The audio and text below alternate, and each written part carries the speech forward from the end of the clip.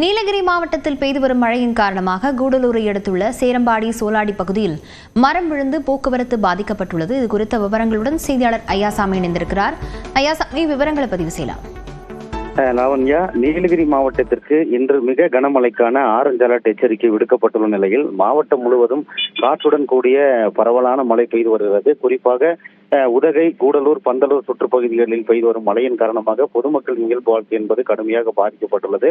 அதே நேரம் இந்த சூறாவளி காற்றுக்கு ஒரு சில இடங்களில் மரங்கள் விழுந்து போக்குவரத்தும் பாதிப்படைந்துள்ளது.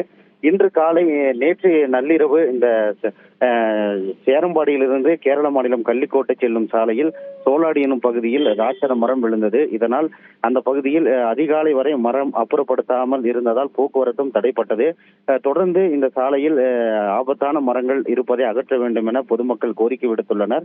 இந்த நிலையில் உதகையில் பெய்து வரும் தொடர் மழையின் காரணமாக வனத்துறை கட்டுப்பாட்டில் உள்ள தொட்டபெட்டா மலைச்சிகரம் மற்றும் ட்ரீ பார்க் மற்றும் பைன் மரக்காடுகள் இன்று மூடப்படுவதாக தெரிவிக்கப்பட்டுள்ளது. காரணம், இந்த பகுதிகளில் அதிக அளவில் மரங்கள் உள்ளதால் விழும் நிலை உள்ளது. இதனால் சுற்றுலா பயணிகளின் பாதுகாப்பு நலன் கருதி இந்த அறிவிப்பை வனத்துறையினர் வெளியிட்டுள்ளனர்.